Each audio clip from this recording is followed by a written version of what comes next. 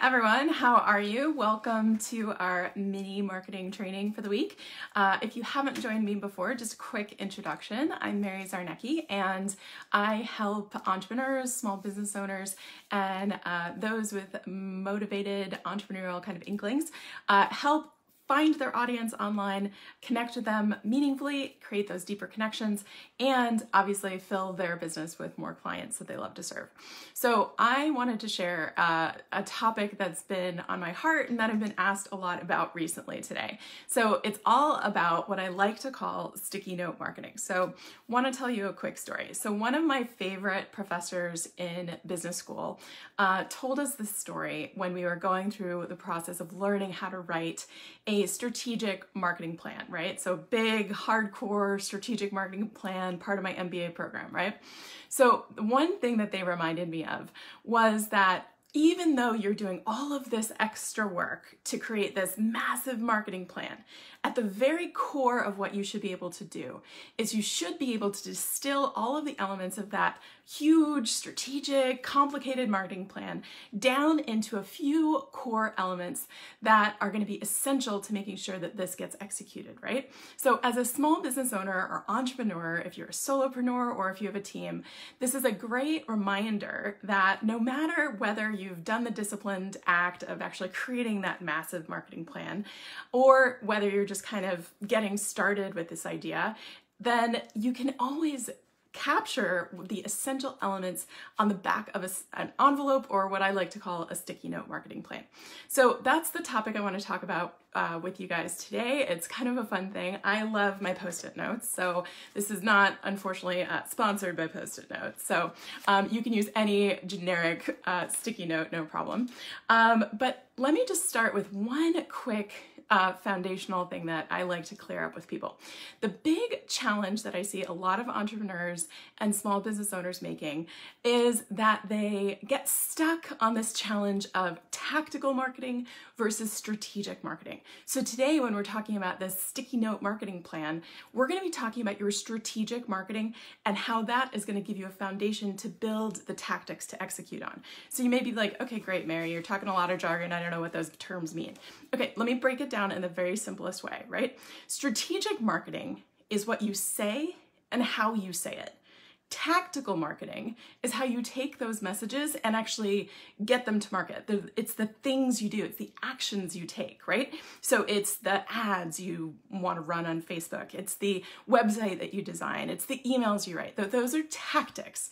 But before you start jumping into tactics, and this is the mistake I see everyone making, is they don't do the strategy. So today we're gonna lay out your strategy on a simple sticky note, and that's gonna be the foundation for all of those tactics, right? Because I hear so many people struggle with, oh my gosh, do I run this ad? Do I run that ad? Am I doing an engagement ad? Am I doing a conversion ad? Should I be writing emails? Should I be doing this, that, and the other thing, right? Anyone heard of shiny object syndrome? Drop an emoji in the comments if you've heard of shiny object syndrome, right? There's a million and one shiny, cool, trendy tactics that you can jump into. But this tiny little marketing plan is going to keep you on task and keep you from getting stuck in all of that spinning, all of those different shiny objects that are going to pull you away and try and pull your attention, right? So, all right, so let's jump into this, right? So now we're clear on the difference between being strategic and being tactical, right? We're gonna get to the tactics. Don't worry, the tactics are super fun. We're gonna get there, but we're gonna start with the strategy first, right? So the thing is, people are resistant to marketing. Our audience, the people we're trying to convert to sales, are resistant to marketing because so many people out there are doing marketing wrong, right? They're doing the tactics without any strategy and they're doing it wrong, which is making our audience a little frustrated, right? It's making them a little sour. That's why people tune out marketing. And that's why a lot of marketing gets lost or overlooked, any of that kind of stuff. So here's the thing. When people are resistant to marketing, it's usually because the marketing is talking about the business and the brand. It's not speaking to their pains, right? Anyone as a consumer, not as a business owner, think of yourself as a consumer or a customer. Have you ever gotten an ad in a newspaper or on TV or in radio or in direct mail, maybe in your mailbox, and you've read it and you're like, okay, they're talking all about themselves. I have no idea how this person is going to help me. I have no idea what problem they solve. And why am I even listening to them? They aren't saying anything to speak into my pain, right? So good marketing isn't about you. You are not the hero of the story. I'm sorry to break it to you. But good marketing speaks to the pain of your audience. It speaks to what they're suffering with. It speaks to what their problem is, what's keeping them up at night, right? So if you are speaking into that and then you are supporting them in solving that problem, that's what they're going to care about, right? You need to stop them in their tracks, get them to engage with you, and then get them to the next step, right? That's the whole focus of marketing. Marketing is all about interrupting people, right? Because they may or may not be looking for you, but you want to interrupt them, engage them, and get them to take the next step. You don't want to get them all the way from A to Z. Just get them from A to B, right? Okay, so let's start talking about this little sticky note marketing plan, right? So what are the core elements of a good marketing plan? Well, okay, let me just back up real quick. So we talked about the difference between strategic and tactical marketing, right? So having a strategy in place before you start jumping into all the shiny little tactics is going to keep you on track and keep you from being overwhelmed and frustrated, right? So why do we need a marketing plan in the first place? Well, if you're taking what a lot of people are doing, the approach of winging it when it comes to your marketing, that is not going to get you basically anywhere. So here's the thing. You need to basically think about laying out this plan so that you don't feel overwhelmed and frustrated later on. Instead of taking a winging it approach to your marketing, we want to take kind of a working it approach to your marketing. So we want to make sure we're laying out this plan and being strategic about it. All right, so now let's talk about the elements that we're going to capture on this little piece of paper, right? So the core elements that you want to focus on when you're thinking about the strategic marketing plan, your strategic marketing strategy specifically, is you want to focus on a few core elements, right? So those, I'm going to lay out 6 for you guys today. So we're going to leave off the kind of foundational things. I'm going to assume that you guys know what offer you're trying to put out there. I'm going to assume that you guys know how you're going to deliver that offer. And I'm going to assume that you have done research on your audience and you understand them. Now, if those are bad assumptions and you have not done those things, either go back and watch my other videos or get in touch with me, drop a note below, and I'll get you the support you need to do those things. Now, assuming you have all those things in place, let's talk about the sticky note marketing plan. Okay, so the first element that you're gonna drop on here is you are gonna drop your target audience, right? So who do you serve, right? Who do you serve? And don't just tell me I serve women who are 45 to 80 years old who want to have better skin, right? Don't tell me that your market, that the market that you serve is everyone with skin. So I'm picking something like, say you're a dermatologist, or say that you have a skincare product, or you're a health coach or something like that. So here's the thing. If your market is everyone with skin, you better have a darn big marketing budget, because you are not going to be able to be serving all those people. So tell me about your market. Tell me about them specifically. What do they look like? If they walked into the room, who would they be? What are their biggest pains? What are their issues? Where do they find information? All of these things, right? So tell me your market, and that's going to be your first line right up here. Target market, super succinct description, right? Tell me a little bit about who they are, demographic psychos, but then tell me about their hot button issues. Tell me about what's keeping them up at night, right? So number 2, we're gonna tie you to that market, right? So number 2 is gonna be, what's your message? How do you serve those people? So who do you serve and how do you serve them? What problem do you solve? So put that on here. Number 3 is gonna be, how are you gonna get in touch with them, right? So what is your net?